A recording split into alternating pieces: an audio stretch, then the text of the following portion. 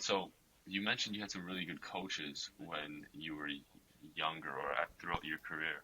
And so what would what was your definition or what stood out amongst those coaches that you thought were really good compared to the ones that you may have had that weren't as good or you didn't like or you didn't get along with?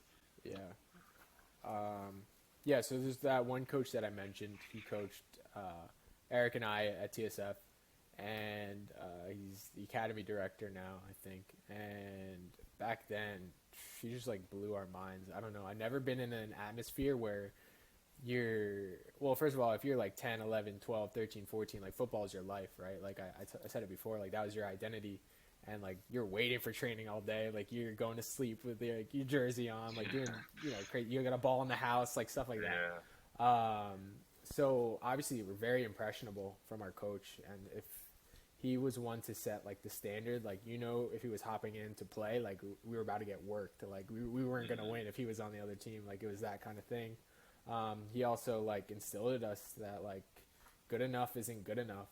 Like you have to want more, you have to do more, or somebody else is going to take your spot, or you're not going to win, or you're not going to move forward. I think standards like that, as like simple habits that you playing at the level that you're at now is like if you don't check your shoulder, what happens? You get cracked. So like him like drilling in little things like that, attention to detail, at that age was so huge. Like he taught us how to be a pro at such a young age, and I think a lot of the things I do now I relate to how I played and how what I learn about sport, what I think about sport, like how things progress, how you should operate day to day, how you attack a game day, how you attack training sessions is how I pretty much live my life now.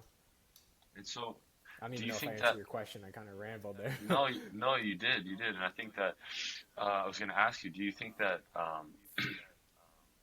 being the person that your athletes want to become plays a big role in it? So, like, not Hundred saying that percent. you have to be Ronaldo to coach a Yeah. soccer team, but like, you have to show that you know what you're doing, you know what you're talking about. Like, you have to kind of, in a way, prove yourself to the team that you know what you're talking about, Hundred that they percent. should Yeah. listen to you. Yeah.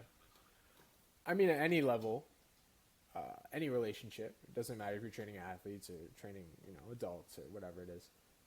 If there's no trust, you don't. There's nothing. So the number one thing I work with my athletes or anybody that walks into our doors or anybody that I have a chance to have a session with, or honestly, people that I just meet is trust. Like, why can you trust me? Why can you listen to what I'm saying? And the ways to do that is to be confident. And how do you become confident? You put in the time, you put in the reps, you study, you practice, you get different perspectives. So yeah, I think if I was an athlete and the guy that was training me didn't look like an athlete and didn't sound like he really wanted me to progress and didn't care about my development, then I wouldn't train with him.